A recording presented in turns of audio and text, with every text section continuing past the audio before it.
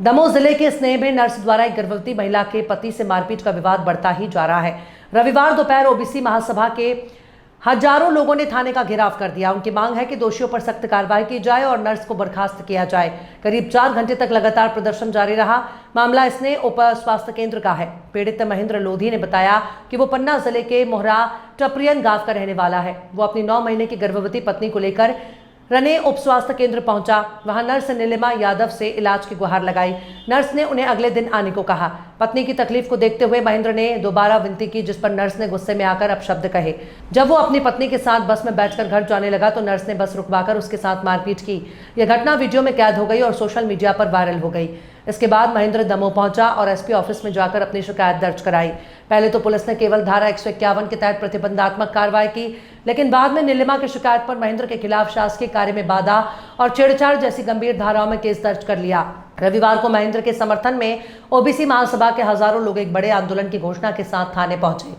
रने थाना प्रभारी हटाया गया और 3 आरक्षक सस्पेंड किए गए और वाहियात नर्स पर बीएनएस धाराएं 296, 11/2, 356/2 के तहत मामला कायम कर लिया गया। लोग यहाँ पर क्यों आए हुए हैं? देखिए, आज जो है थाना पुलिस की तानाशाही आपने कुछ दिन पहले देखा होगा। एक हुआ था, एक दबंग नर्स ने महेंद्र लोधी जो कि इलाज कराने आया था, उसके साथ बहुत गंदे तरीके से बदतमीजी की और उसको झूठे केस में फंसाया गया। इसके लिए आज हम लोग और सभी संगठन के साथी लोग इकट्ठे हुए हैं। सर, इसमें क्या मांगे आपकी? देखिए, महेंद्र लोधी जो है वो निर्दोष है और हम लोग की मांग है कि महेंद्र लोधी के ऊपर जो फर्जी धाराएं लगाई गई है वो वापस ली जाए और रने पुलिस वो जो थाना प्रभारी है उसको सस्पेंड किया जाए, ये हम लोग चाहते हैं और दबंग नर्स को भी सस्पेंड किया जाए। ठीक। क्या नाम है आपका? देवराज सिंह सूर्यवंशी, बहुजन समाज संस्थापक। तो सर, आप लोग यहाँ आए हुए हैं तो क्या कारण है, किस लिए आए हुए हैं?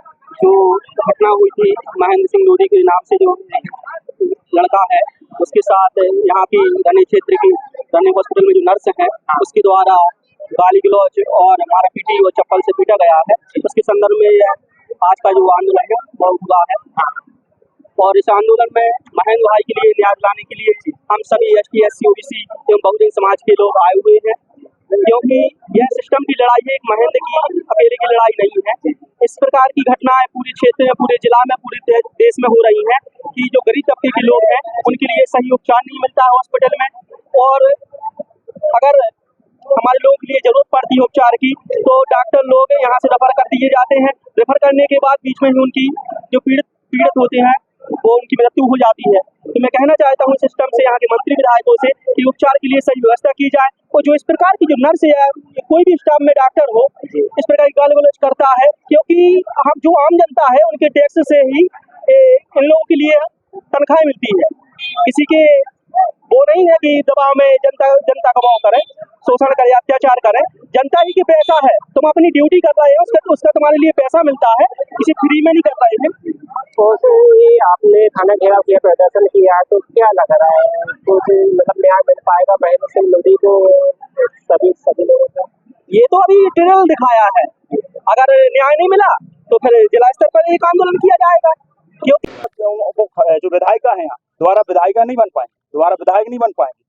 एक घटिया किस्म के लोगों को जनता जिस प्रकार चुन के भेजती है, मेरा निवेदन है आम जनता से, ऐसे लोगों को सदन में ना पहुंचाए। सुनने में आया था कि यहाँ विधायक के पुत्र भी आए थे धरना समापन कराने के लिए, बातचीत करने के लिए, तो फिर क्या? जी, वो अंदर बैठे रहे। मैं सिर्फ ये चीज पूछना चाहता हूँ तमाम यहाँ के पुलिस कर्मचारियों से, कलेक्टर साहब से, एसपी साहब से, किस हैसियत से वो कुर्सी पे पांव फैला के यहाँ बैठा, किस हैसियत से वो धरना समाप्ति की बात कर रहा है कौन वो? जनप्रतिनिधि है, सरकारी अधिकारी है, कौन है वो? समाज सेवी है। विधायक का पुत्र होने पर आप उसको थाने बैठा के, वो यहाँ हजारों लोग आए, अपने अपने पैसे खर्च करके आए, गाड़ी खर्च करके आए, उसकी ये हैसियत कि हम लोग यहाँ स्वाभिमानी लोग खड़े हैं, किसान लोग खड़े हैं, वो क्या राजीनामा करेगा? और उसको घुसने क्यों दिया? उसको मीडिएटर कौन बना रहा है कौन वो? ये तमाम सवाल है कलेक्टर साहब से, आप कैसे उससे इमीडिएट करवा सकते हो? अगर जैसे पुलिस के द्वारा जो आपने मांगे की है वो नहीं मानी जाएगी, 1% भी उम्मीद नहीं है भाई साहब की मांगे नहीं मानी जाएंगी। और अगर ये फिर उल्टी गिनती ही शुरू होगी यहाँ के जनप्रतिनिधियों, अगर यहाँ आज इतनी उग्रता, इतने आंदोलन, इतने लोगों के बाद अगर मांगे नहीं मानी गई तो समझ लो ये उल्टी गिनती है पूरे सिस्टम के खिलाफ। हम लोग हाईकोर्ट तो हम लोग जा ही रहे हैं, हाईकोर्ट निश्चित है हम लोग का जाना, हाईकोर्ट जा रहे हैं। इसके खिलाफ इसके बाद अगर यहाँ वो नहीं की गई, कार्रवाई नहीं की गई, तो अब निश्चित मानो दमोह में जो आंदोलन होगा वो इतिहास में अमर हो जाएगा। की कि जो जिसने महेंद्र भाई के खिलाफ गलत किया है उन सभी को सस्पेंड किया जाए, उन कर्मचारी उन पुलिस वालों को सस्पेंड किया जाए, उन नर्स को भी सस्पेंड किया जाए और नर्स की तो सेवा समाप्त की जाए, क्योंकि यहाँ के एडिशनल एसपी ने हम लोग को पूर्ण आश्वासन दिया और लिखित तौर पर भी। घटना को लेकर पूरा हंगामा हुआ है और उसमें हम लोगों ने कार्रवाई के लिए ज्ञापन दिया है। हम लोगों ने कार्रवाई के लिए कहा है, उसमें निर्देशित कर दिया है। उसमें जो ज्ञापन है वो पूरे बंदी का जाँच हो रही है तरीके से।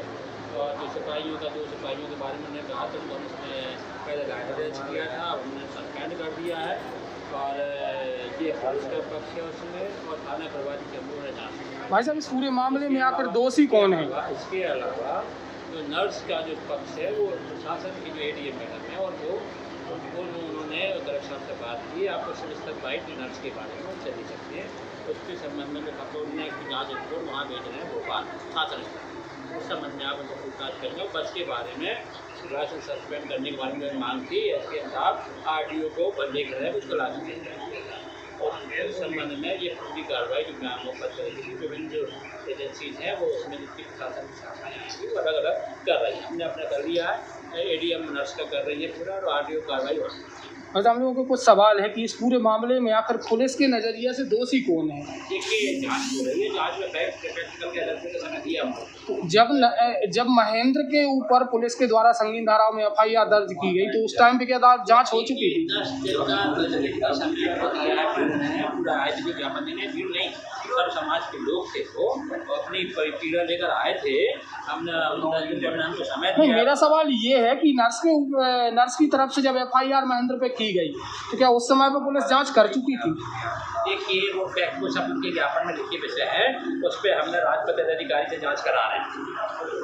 सर अब विक्टिम की बात भी सुननी चाहिए, लेकिन जो विक्टिम है उसकी भी बात सुननी चाहिए। लेकिन देखिए अभी हमारे पास एक पक्ष आया है, इसने अपना पक्ष रखा है, जो पक्ष आएगा हमारा पक्ष रखेगा, हम उसी की बात करेंगे ना। अभी सामने वाला पक्ष आया है, दूसरा पक्ष है तो अपना पक्ष लेकर आएगा, राइट भैया। उसके बाद जो विधि अनुसार बात होती है वो